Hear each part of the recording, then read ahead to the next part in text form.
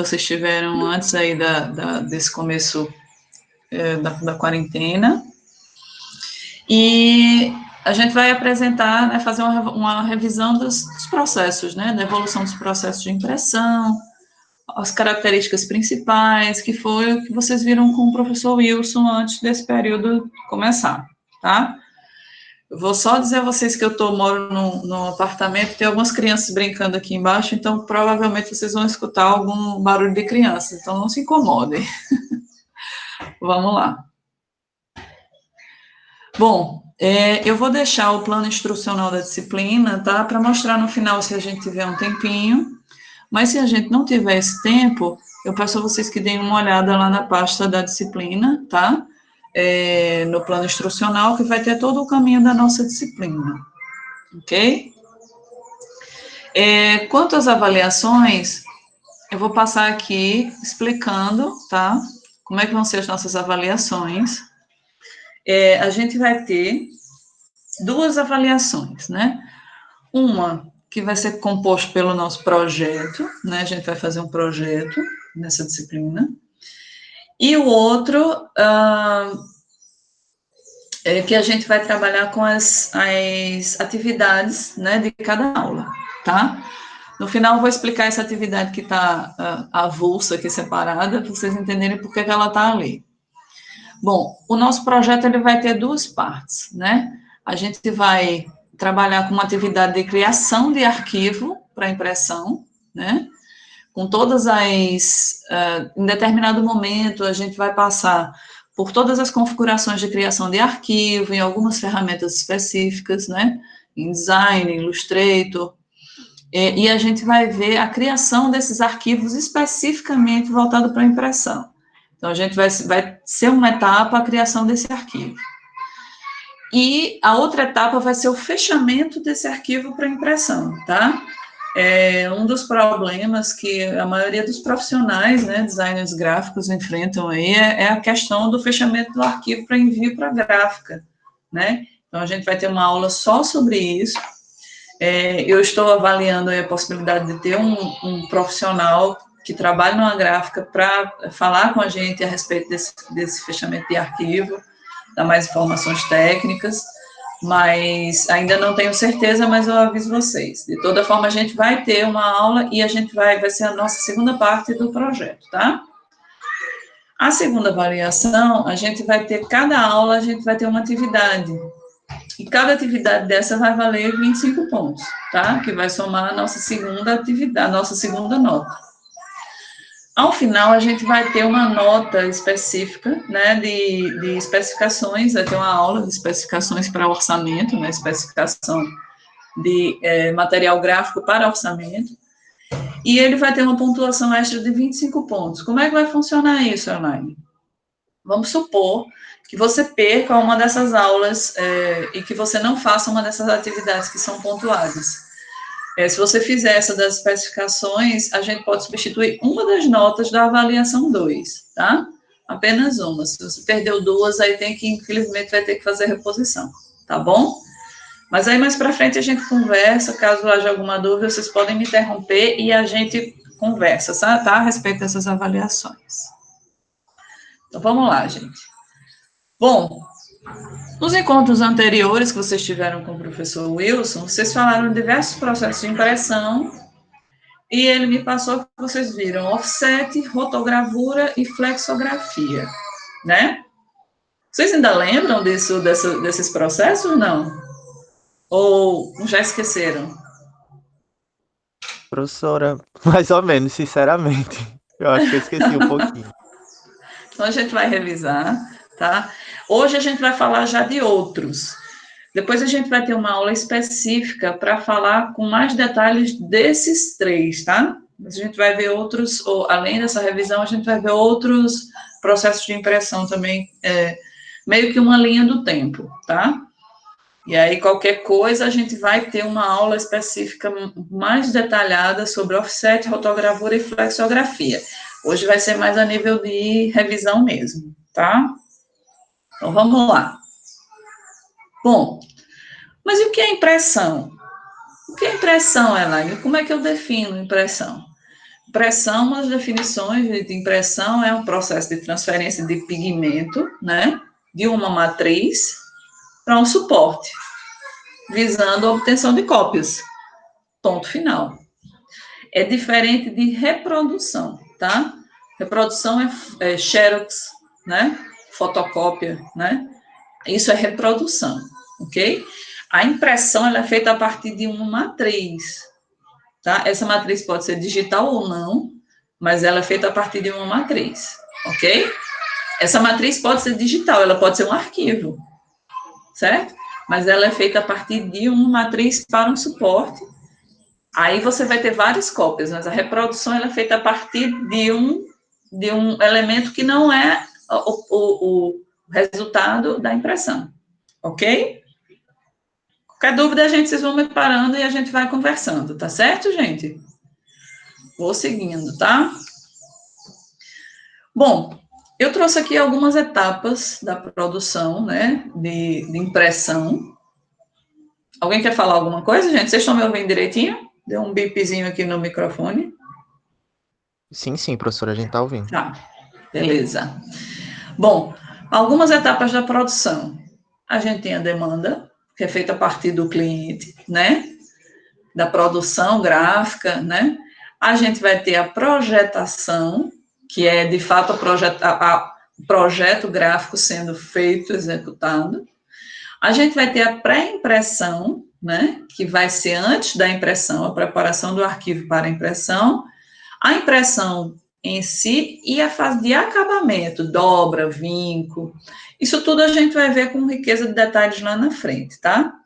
O que só trazer para vocês aqui é que a gente vai trabalhar a cadeira de materiais e projetos gráficos, ela trabalha desde a demanda até o acabamento.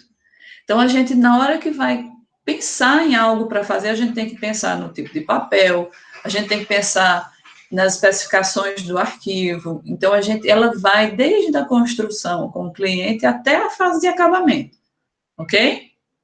Então, eu quis botar essas 5 etapas aqui. Se a gente for procurar entre essas etapas, existem outras até, tá? Mas, assim, outras menores. Mas isso aqui é para vocês terem ideia de como é o processo, né? Tudo que a gente vai estudar, claro que a gente não vai conseguir ver tudo, mas pelo menos as etapas mais críticas de pré-impressão, impressão, né? A projetação, onde você pensa o material, né? Então, a gente vai tentar passar por todas as etapas, certo? Então, vamos lá. E onde foi que isso tudo começou?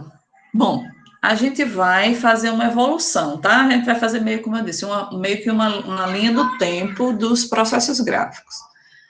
Vai chegar em determinado momento em que todos eles vão existir, mas a gente vai tentar fazer essa linha do tempo para ficar uma coisa mais organizada na mente de vocês, tá? Então, primeiro, né, a gente vai para a xilogravura. Alguém sabe o que é, assim, alguém conhece o processo de xilogravura? Já viu algum material?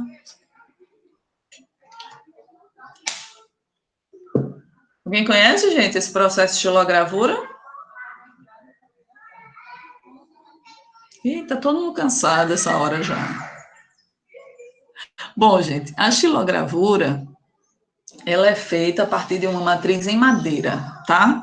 Ela vem desde o século VI, começou a ser utilizada na China, né? E ela foi consolidada na Idade Média, né? Na Europa, na Idade Média, por volta de 1414. No Brasil, ela veio através dos colonizadores, né? Os portugueses, quando vieram, né, da Europa para cá, eles trouxeram a xilogravura. E como a gente tinha aqui um ambiente rico, né, em madeira, foi um processo de impressão praticamente artesanal, né, é como ele era feito, né, e como é feito. Ele é artesanal, feito em madeira, então era uma matéria-prima, né, relativamente simples de encontrar. Então, foi muito bem aceita aqui no país, então veio através dos colonizadores portugueses, tá? Aqui, a gente tem uma peça de xilogravura chamada Sutra do Diamante, é uma xilogravura de oração budista. ela data da China de 868. Na realidade, ela é conhecida como o livro mais antigo do mundo, né? Então, é uma xilogravura, ela vem aí, se não o mais antigo, é um dos mais antigos processos de impressão, tá? É uma matriz em madeira que é talhada. A gente vai ver aqui alguns exemplos, tá? Essa matriz aqui, ela é uma matriz de xilogravura que é da Biblioteca Nacional de Paris, né? Ela já é do processo, já é da parte europeia, né? Da xilogravura. E aí vocês veem que tem várias figuras aí, rei, bobo da corte, é uma coisa mais realmente da história europeia, né? Com cara europeia. Diferente dessa aqui, que é uma xilogravura chinesa, né? Essa aqui já é uma evolução daquele processo lá, tá? Isso tudo é talhado, tá, gente, em madeira. Essa é como um carimbo, mas é feita em madeira, ok? Bom, aqui no Brasil, né, a gente tem aqui, pelo menos aqui no Nordeste, a gente tem a xilogravura como praticamente um patrimônio cultural, né? Se eu não me engano, é um patrimônio imaterial. E ela veio, né, a partir dos portugueses, né, os colonizadores.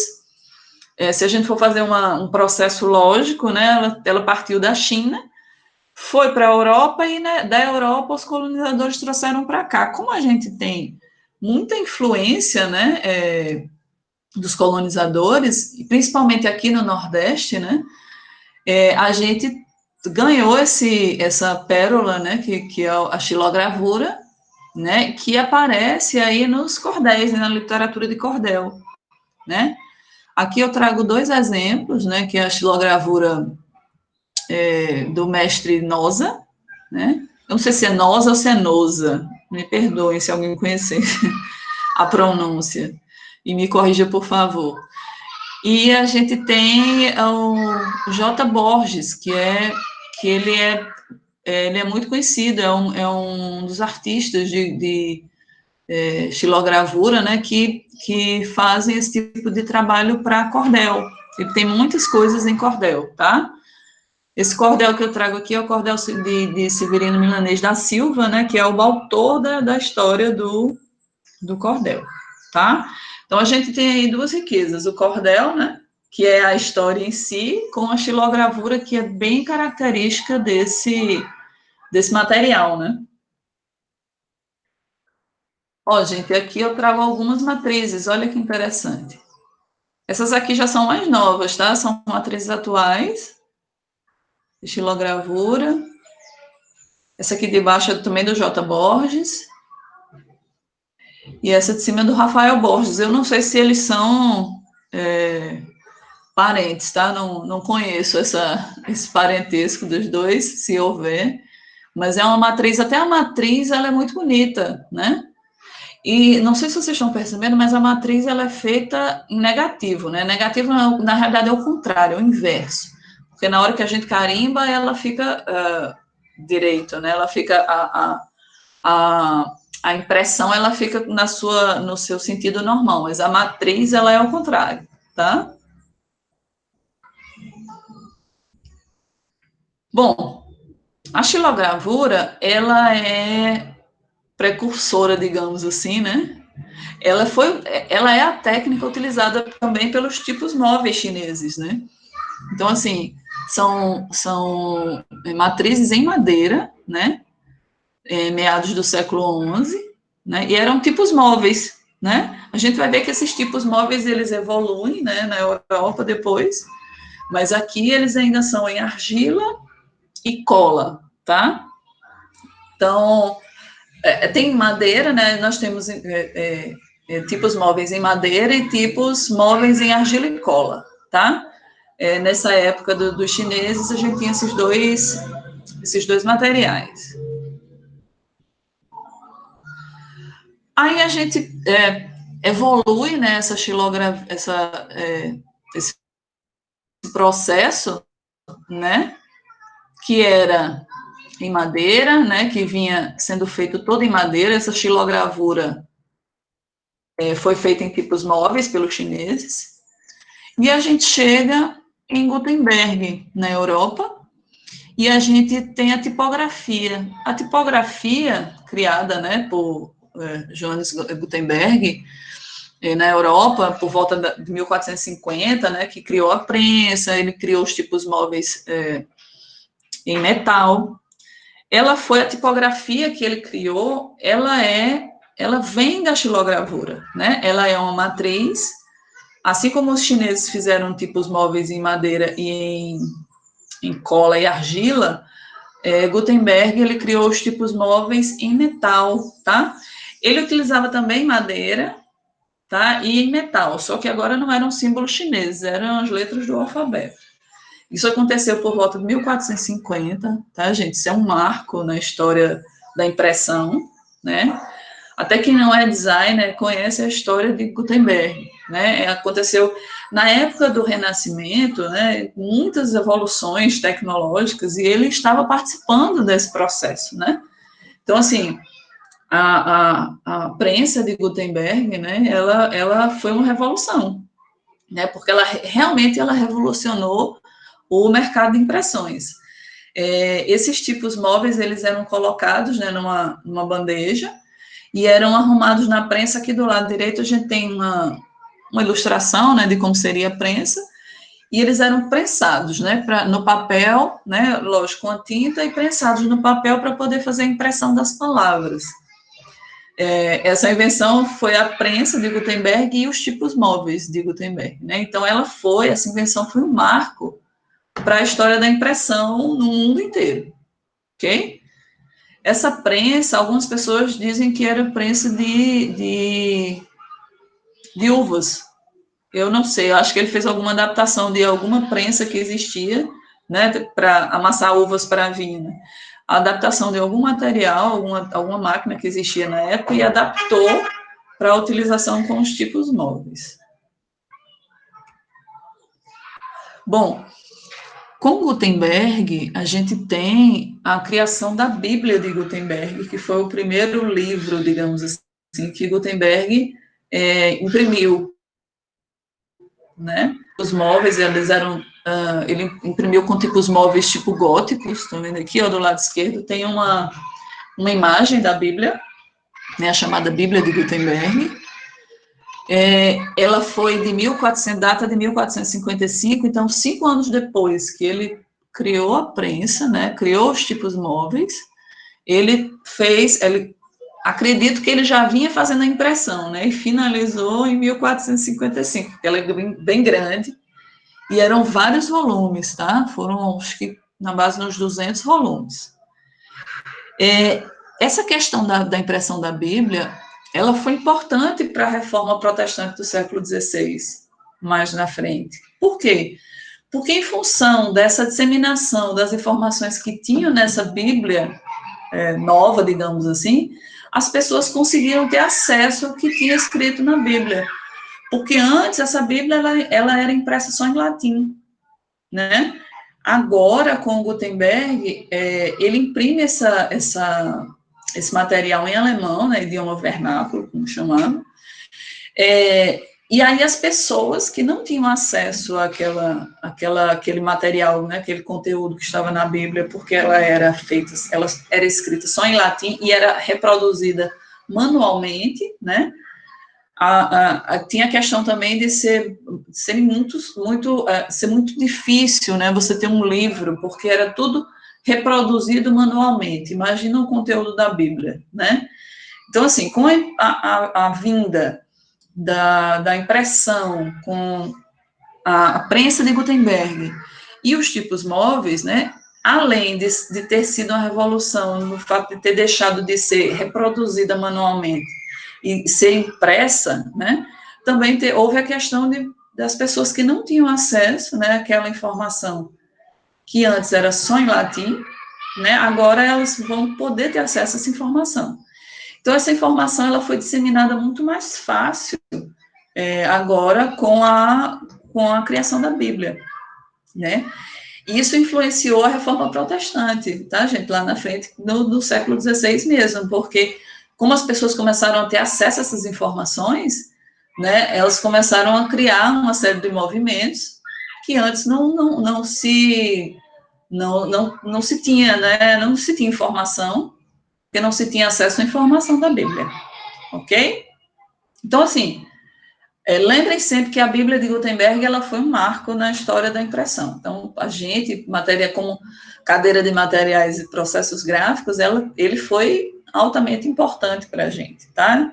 Gutenberg, tipos móveis, a prensa e a Bíblia impressa. Ó, aqui a gente tem uma imagem, né, uma foto de um desses exemplares, né? Eram 42 linhas, impressas todas na prensa, né? Então, era página por página, era toda montada, impressa. E contava com algumas ilustrações feitas à mão, tá? Eram 2 volumes.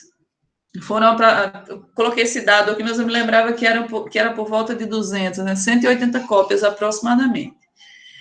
Foram feitas em papel ou em velino, tá? Velino é como se fosse uma pele de caprino ou ovino, é como se fosse um couro bem fininho, tá? Então, algumas foram impressas em papel e outras em velino. Essa Bíblia, ela fica no museu, não me lembro agora qual museu, mas ainda existe um desses exemplares, tá? Tá bem conservado, assim, ninguém pode tocar, né? Ele fica numa câmara, ela fica numa câmara para evitar, né, avarias, enfim, e a ação do tempo, né, também sobre o papel.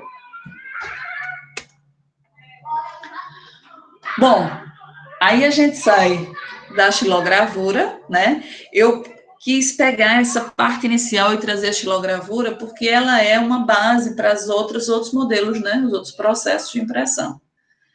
A litografia, ela é bem parecida com a xilogravura, só que a matriz dela não é em madeira. A matriz dela é em pedra, tá? Lito, né? Lito é pedra, então é como se fosse uma grafia na pedra. Ela é uma matriz em pedra calcária, né? O objeto de reprodução, né? A matriz que gera reprodução é em pedra. Data por volta de 1796, e esse desenho que é feito na pedra é feito com óleo, tá? Faz com que ele tenha aderência no papel, tá? Aí o papel é colocado, prensado, e aí ele é reproduzido. Ok? Gente, alguma dúvida? Até aqui? Ou tá tudo tranquilo? Por enquanto, tudo bem, professora, por enquanto. Beleza. Então, vamos lá. Gente, perdoe os gritos aqui dos meninos. Bom, aí a gente vem para processos mais atuais, né? A gente vai trazer esses dois, tá, gente? A xilogravura, tanto a xilogravura como a litografia, eles são muito antigos, mas eles continuam por aí, tá? Eles continuam sendo utilizados. Esses aqui são os processos que foram criados mais à frente, assim, mas os outros ainda existem, ainda são utilizados. A gente vai trazer a serigrafia, a rotogravura, a flexografia, o offset e o digital, tá? Vou explicar cada uma. A gente, como eu disse, hoje vai ser uma passada por cada um e depois a gente vai explicar alguns desses aqui com mais detalhes, que são os mais utilizados. Aí a gente vai para a serigrafia.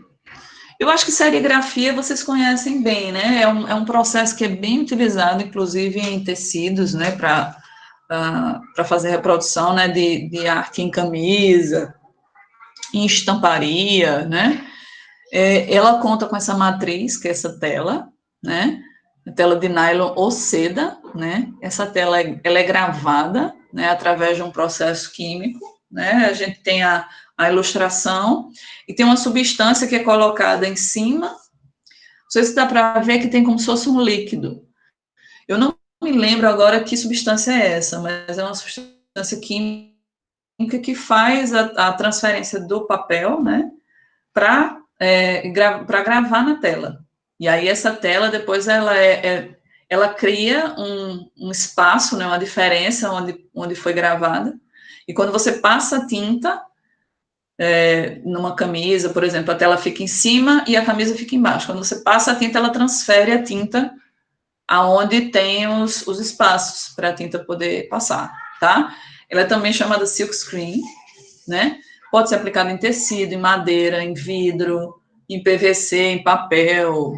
Então, assim, ela é bem versátil, tá? E a gente pode contar com médias e pequenas tiragens, porque é praticamente um processo artesanal, né? Então, assim, não dá para contar com grandes tiragens com a serigrafia, a não ser que você tenha uma equipe muito grande, né, que esteja preparada aí para trabalhar com muitas unidades, mas a tiragem dela normalmente é pequena e média, tá? Aí a gente vai para rotogravura. Elaine, o que é rotogravura? Como é que isso é feito? Aqui eu trouxe uma máquina, né, aqui embaixo, para vocês verem que ela é um processo bem moderno, né, assim, é uma máquina grande, né, que faz tudo, o processo é todo computadorizado. Como é que funciona? Ele é uma matriz, né, tá vendo essa imagem em cima, que é um rolinho, isso é uma matriz, né, é nela que fica gravado o que eu vou imprimir. Então, eu vou ter essa matriz em cilindro, né, que é um cilindro de cobre, onde ficam as gravações, né, a velocidade é grande, então serve para grandes tiragens, né, nessa máquina, o material já sai cortado e dobrado, então ela é prática, né, como ela tem uma secagem rápida, então, assim, é um processo bem versátil, né? Assim, eu não sei dizer a vocês se é um processo caro ou barato. Eu acredito que não seja tão barato, porque quanto menos tempo a gente leva para imprimir um material e quanto maior a tiragem, né, mais caro isso fica, tá certo? Então, olha, serve para imprimir também tecidos, plásticos, é utilizado para rótulos, revista, jornal, ou seja, serve para papel também, tá? Ok, gente? Vou passando, tá? Vou seguindo. Vocês não estão tendo dúvidas, então eu vou passando. Qualquer coisa, depois a gente volta. Aí a gente vai para flexografia. Elaine, qual é a diferença, Elaine, dessa flexografia para rotogravura? Bom, a flexografia é um pouco mais antiga, tá? Ela apareceu lá por volta de 1853 nos Estados Unidos, mas é utilizada até hoje. A diferença é que essa matriz aqui, vocês estão percebendo que a grande diferença de um processo para o outro, na realidade, a maioria das características é parecida, às vezes os materiais são iguais, os produtos que são impressos, papel, plástico, mas o que muda de um processo de impressão para outro é basicamente a matriz. O tipo de matriz que você usa é o tipo vai determinar o processo de impressão que você está fazendo.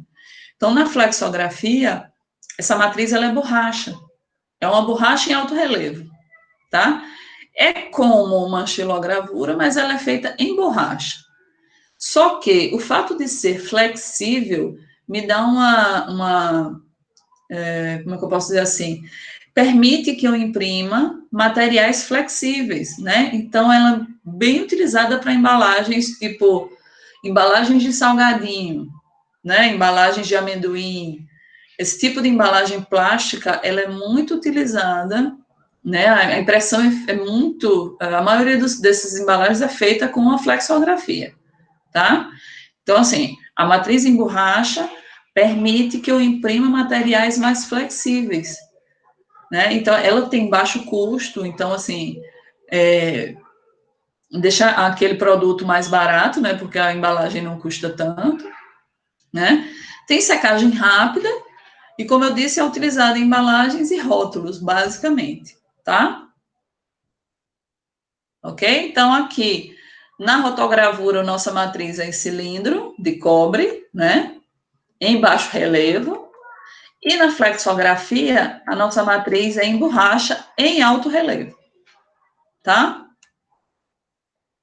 Eu deixei alguns vídeos, tá, pessoal, na pasta, que tem mostrando alguns processos de impressão.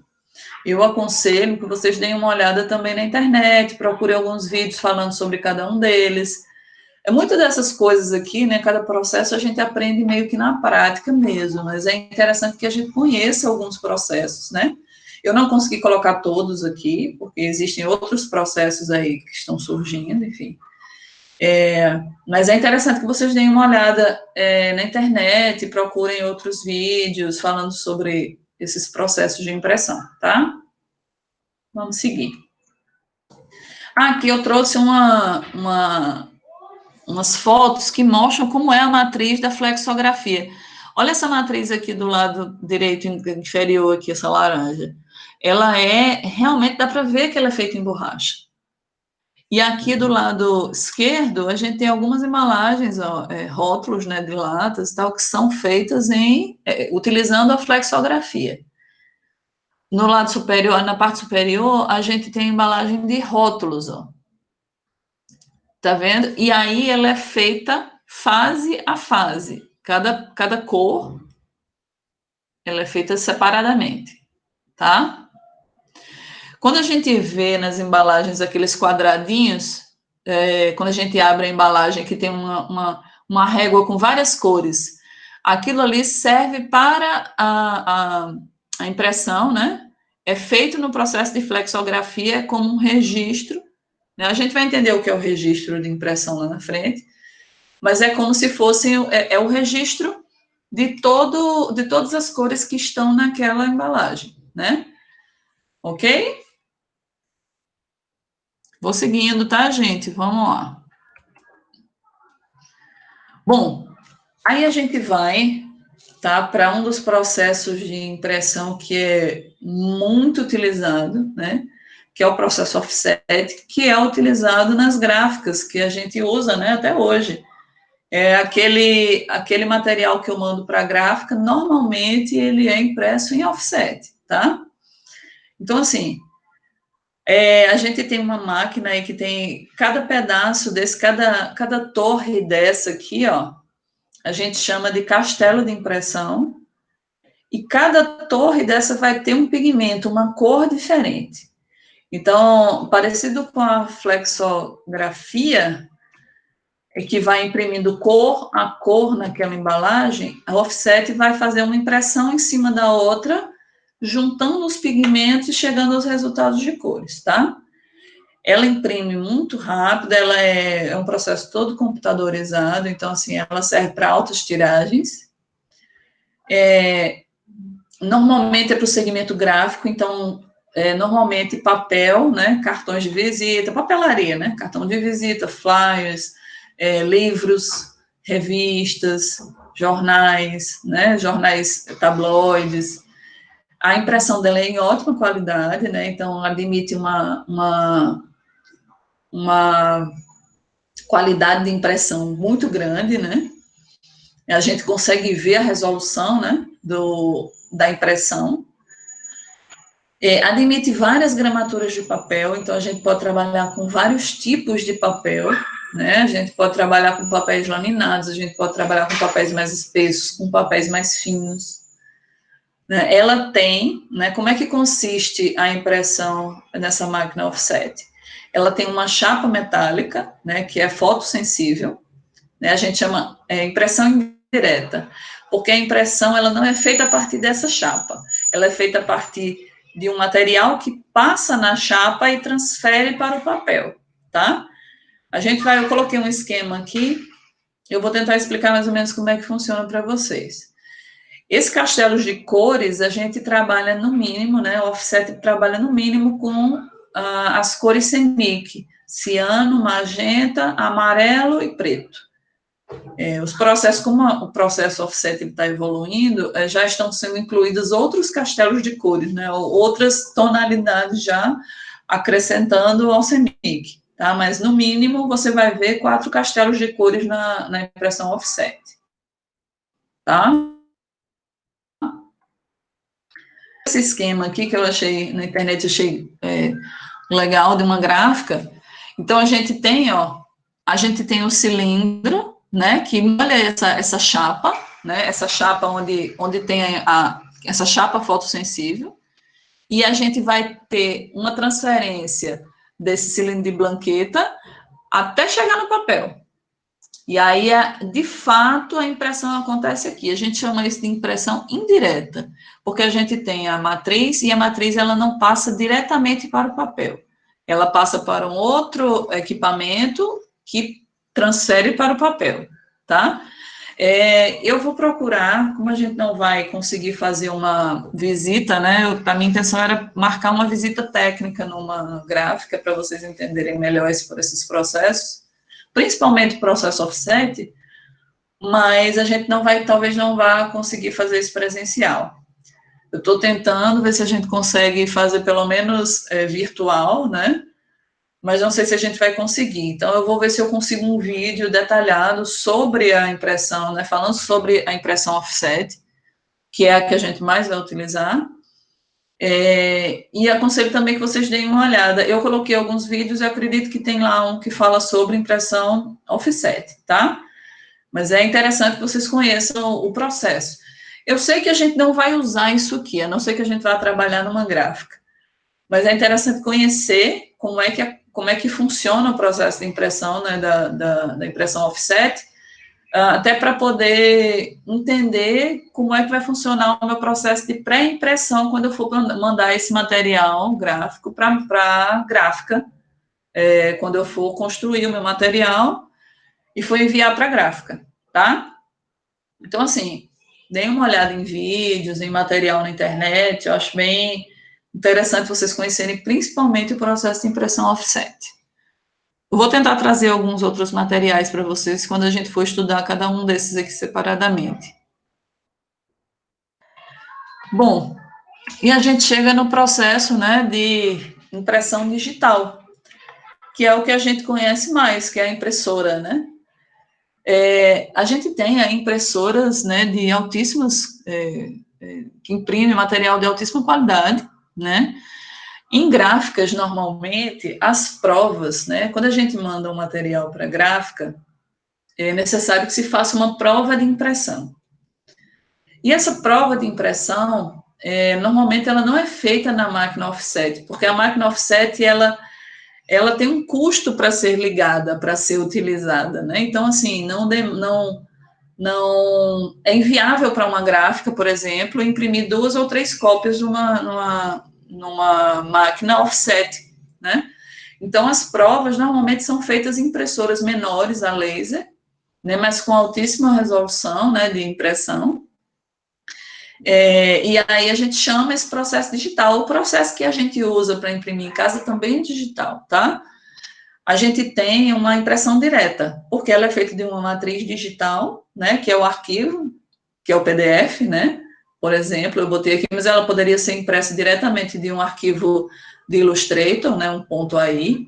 Poderia ser feita a partir da impressão de um arquivo de InDesign, de CorelDRAW, né, de Photoshop, mas ela é uma impressão direta, né? Ela vem da matriz. Tudo bem que a matriz é digital, a matriz não é física, mas ela vem a partir de uma matriz, tá? Por isso ela não tem necessidade de ter uma chapa, né? Não há necessidade de uma matriz física. Normalmente, né, a gente chama da impressão digital o nosso processo a laser, né? Impressão digital jato de tinta também impressão digital, aliás, impressão de jato de tinta, Elaine, também é um processo gráfico digital. Pode ser considerado, tá? Porque a gente trabalha a partir de uma matriz que é um arquivo. Mas a gente está falando aqui nas impressoras mais robustas, digamos assim, que são utilizadas para prova, em gráficas, tá certo? Essas máquinas, elas normalmente servem para essas provas, né? Então, ela admite pequenas tiragens. Então, é melhor que eu faça a impressão numa impressora digital, cópia, né? Digamos assim, uma prova que eu teria que fazer numa máquina offset, eu não vou ligar a máquina offset só para fazer essa prova, né? Não vou utilizar a máquina inteira para fazer só uma prova ou duas. Então, ela tem a mesma qualidade gráfica da máquina offset, só que ela é mais prática, ela serve para esse tipo de coisa justamente porque ela substitui a máquina offset para provas, né? Eu tenho um custo para manter a máquina offset ligada, né?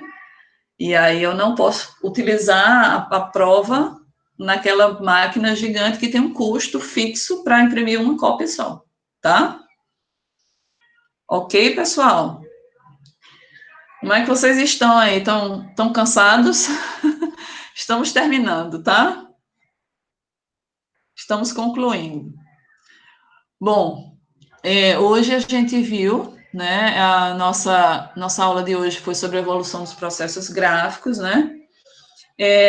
A gente fez uma revisão, né, sobre esses processos, a gente vai ver alguns desses processos mais para frente, a gente vai ver o offset com mais detalhe, a gente vai ver a flexografia, a gente vai ver a rotogravura, tá?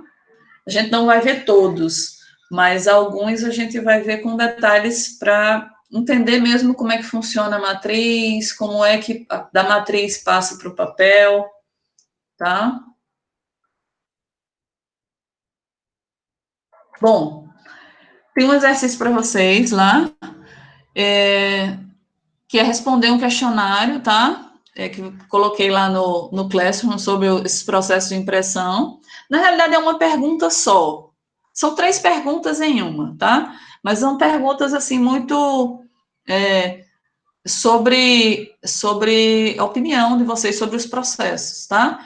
E vocês vão ter que fazer uma pequena pesquisa, mas nada muito, muito grande também, tá? Vocês vão somente responder as perguntas, vou passar lá para a gente poder ver essas perguntas, ver essa atividade, e aí qualquer dúvida vocês me perguntem.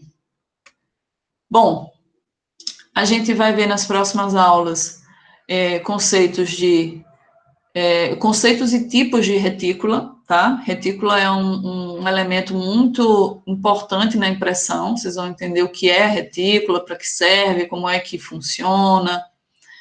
Depois a gente vai compreender as características, né, entre padrões de cores CMYK e RGB, né, a gente vai entender como é que funciona isso, impressão e telas, tá?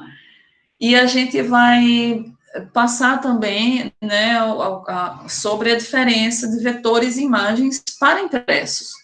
Como é que funciona quando eu tenho imagens e quando eu tenho vetores? Como é que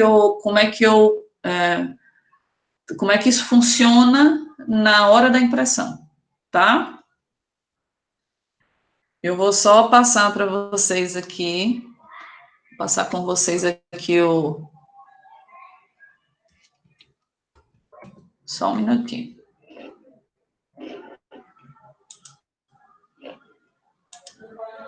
Ó, lá no painel de atividades, vocês vão ter... Opa, já tem gente respondendo aí. Deixa eu aumentar um pouquinho aqui. Estão conseguindo ver? Olha, vocês vão escolher um desses processos, tá? Escolhi um processo e aí você vai fazer uma pequena pesquisa. Então, para que tipos de materiais esse processo de impressão é utilizado? E por que é que você acha que esse processo é utilizado para esse material? Né? E o que foi que mais chamou a atenção nesse processo de impressão? Vocês vão responder essas 3 perguntas, tá?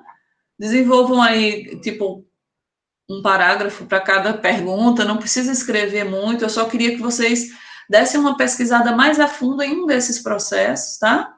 E respondessem essas questões. Ok, gente? Isso vai ser para o próximo domingo também e vai compor uma daquelas nossas... Vai compor uma das partes da nossa nota lá no início. Deixa eu voltar lá para a gente ver. Vai ser uma dessas notas aqui, tá? Vai ser a nossa primeira tarefa, que é valendo 25 pontos. Ok? Vai compor a nossa avaliação 2.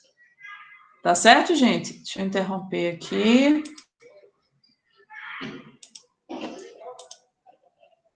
Bom, eu queria saber de vocês se vocês têm alguma dúvida, tá? Se vocês querem acrescentar alguma coisa. E aí, gente? Ninguém tem dúvida? Tá tudo certo? Deixa eu olhar aqui no chat.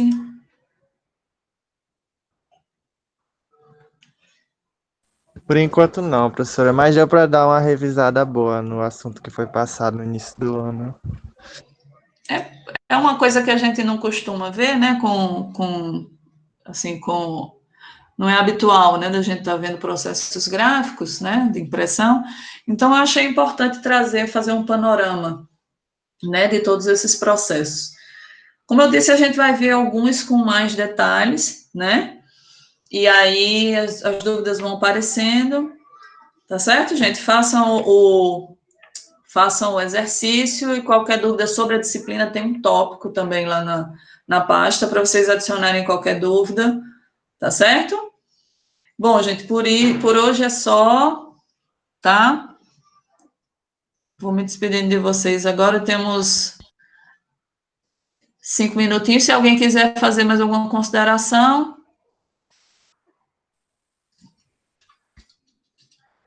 Não, tudo tranquilo? Então tá certo. Vamos lá, gente. Tchau, tchau para vocês.